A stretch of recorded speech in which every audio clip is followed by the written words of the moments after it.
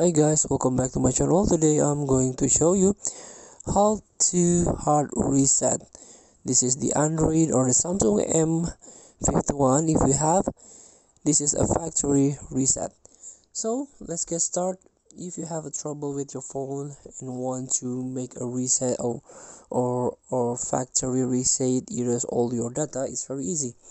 All you have to do is just go to the settings and try to scroll down. Or the fast way is good. The quick way is just type reset. So here there is a factory reset. On my version, there is a option here that accept the factory reset.